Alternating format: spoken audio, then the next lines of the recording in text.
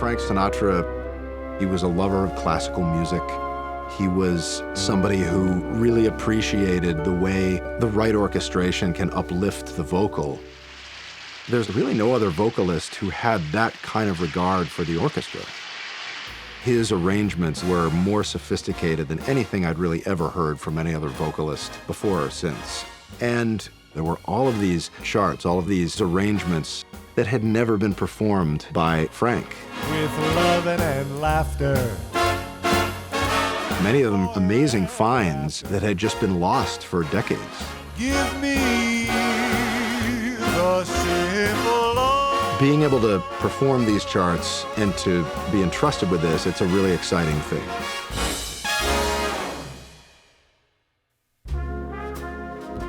I discovered Frank's music kind of in a reverse way. I was a big fan of film scores. I was a big fan of John Williams and Jerry Goldsmith and James Horner and Henry Mancini, and loved orchestral music in general, but film music was really, when I was growing up, the only form of popular music that utilized an orchestra. So when I discovered Sinatra's music, what struck me was his arrangements. They're like film scores that are meant to be sung to. I've got you under my skin. I've got you deep in the heart. I mean, playing his music is just incredible. It's as good as it gets. It was a very good year. There's something really special about Sinatra's orchestrations. Up the stairs. If you take the vocal out of it, what you're hearing is just an amazing piece of art. Sinatra loved the band. He loved the sounds, the mixtures of sounds that an orchestra could make. Before Lord God made the sea or the land. And that love and that respect for that part of the process is all over these recordings.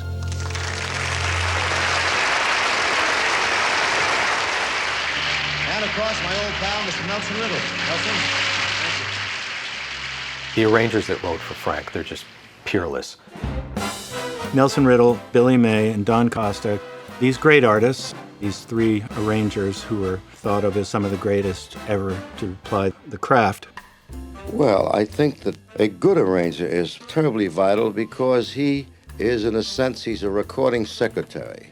We would sit down with the orchestrator, and I would give him my thoughts on what the background should be. F natural or F sharp in there. F natural. I think it's an F natural is what is needed.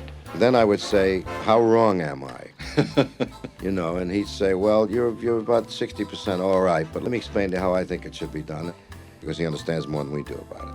So that when the entire picture is painted, in a sense, what I'm saying vocally, the orchestra is saying instrumentally.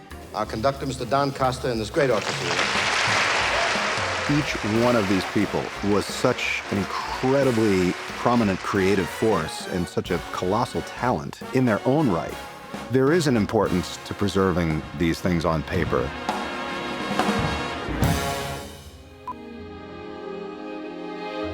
Every time we use an old song on Family Guy, we try to use the original arrangement and record it properly. I had worked with Frank Sinatra Jr. on Family Guy several times. He was in possession of all of the charts that belonged to his father. He had a really special relationship with Seth. He felt that Seth had the respect and reverence for the arrangers like he had. Dynamite! When he passed away, I was contacted by Tina Sinatra, who had come into stewardship of all of these arrangements. We did not want them to sit in a vault or in a basement. We wanted them to live, and we wanted people to hear them. It's really been a thrill to be able to work alongside her as someone who's a member of the family. And I recognized the treasure trove that she was offering.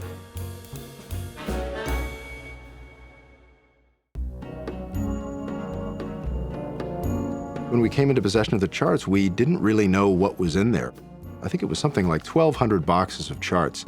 I don't know, I think there's 3,700 or 4,000 arrangements. I went down to a little building in North Hollywood where the archives had been stored. And literally in a filing cabinet, in manila envelopes folded in half. These weren't even photocopies, these were the handwritten scores. I get chills when I pull out a handwritten pencil arrangement by one of these masters. Throughout, on the pit stuff, nice little accents. The only way to really know what was in there was to play the music. 2, 3, and. So we went over to the Fox lot, hired an orchestra, and went through the boxes and played the songs. No, that's fun. And so it was very clear that we had found a treasure chest. Again, let's see if we can get it a little more together in the first note. And what we found was that there were all of these arrangements in there that had never been performed by Frank. About 100 that had never been played before. Many of them from that golden era of, the late 50s and the early 60s. There was a song in there from the Come Fly With Me album that had been cut, Flying Down to Rio. There was a Nelson Riddle arrangement of Shadow of Your Smile.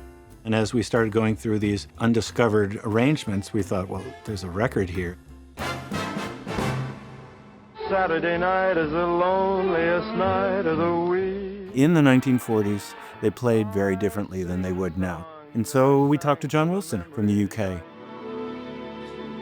He's really an expert in the style of playing of the old MGM music. And we said, would you be interested in coming over and conducting? I never thought I would see the day when I would be conducting orchestrations which were written for but never made by Frank Sinatra. Trombones, you come in at 17. From 17 and look, get some trombone action, that would be great. 17.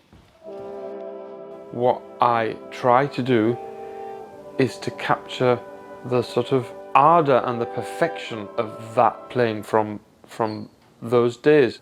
1, 2, 3.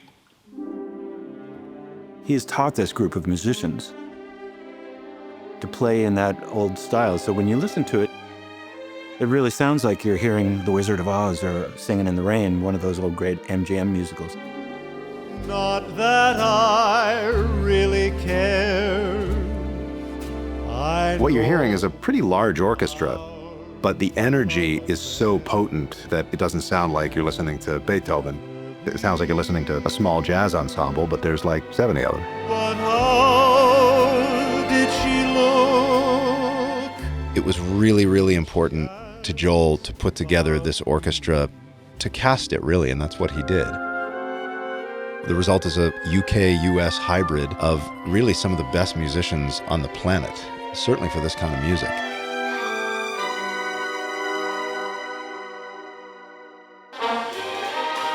And then after rehearsing, we all went up to Skywalker Ranch and we recorded, I think, 48 songs. 1, 2, 2, 2. It was a pretty extraordinary experience. I mean, I was there in the studio, and it was our engineer, Rich Breen, Tom Ranier, and Chuck Berghofer, and Pete Erskine, and all these players that we had worked with for a long time. Seth, he's got a great mind. We get on the plane and fly, and he's reading a physics book, Seth's respect for these arrangements is second to none. And as we've gone through the years, he has developed his own arranger's voice, and he approaches it from a musician's sensibility. We had these great recording sessions where we were just exploring. Measure 20 and 24. He writes this syncopation. We need a bit of French horn action. We had no specific reference. We didn't know how fast anything was supposed to go. We didn't know if it was a ballad, if it was an up-tempo. The weight of it was enormous. The number of times I wished I could phone Billy May up and say, wonderful day like today, what was the tempo you were thinking of? Because I've got it 10 different ways in my head.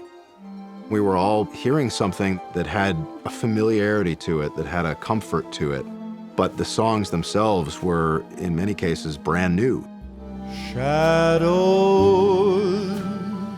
there on the wall. Songs that we'd never heard. And yet it was so distinctly the voices of these arrangers. Blending there on the wall. You're bringing to life their work for them, and that carries with it an enormous responsibility. But that's also kind of the beauty of this project. Moonlight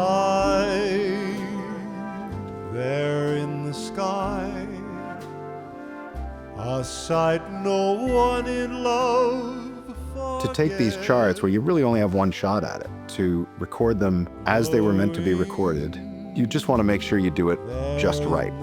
We want you to hear this in the way that it would have been heard. burning up to silhouette.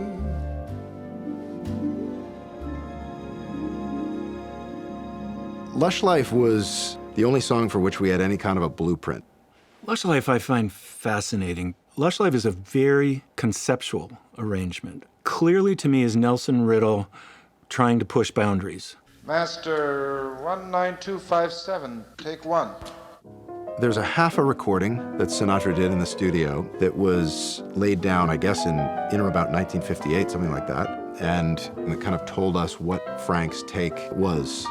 The girls I knew had sad and sullen gray faces. Frank tried to do this during the Only the Lonely album in 1958. Nelson Riddle wrote an arrangement. The night that it was recorded, Nelson Riddle was not there. He had a commitment, I think, with Nat Cole on the road. And I think if Nelson Riddle might have been there that night, it might have been completed, but it was never completed. Those come what may places. You can hear on the recording that Sinatra is kind of bumping on the song a little bit. He's not feeling like it's quite a fit. Once more.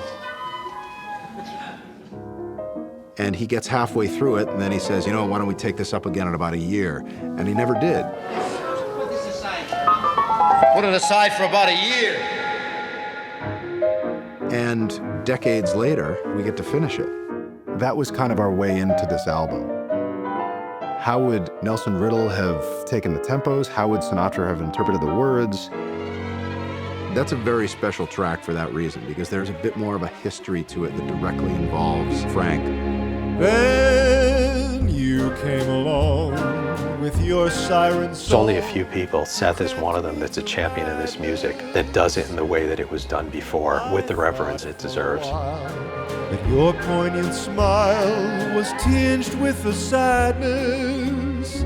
The mountains of high art and exceptional musicality that were left to us by Nelson Riddle, by Billy May, by Don Costa, by these giants of their time, has not been matched since. Again, I was wrong. I love works of art that can be enormously complex and sophisticated and at the same time just go straight to your heart. And to me, that's Lush Life. Thank God they saved all of these orchestrations. I mean, Frank Jr. was really, really wonderful about keeping these things safe, and Tina's generosity in offering them to us. You know, in her trust that we would take care of them and that we would handle them well, and hopefully with this record we've honored that trust. Of those whose lives are. You know, if you're a Beatles fan, it would be like finding a Paul McCartney song from the late 60s that no one's ever heard. It's like water in the desert.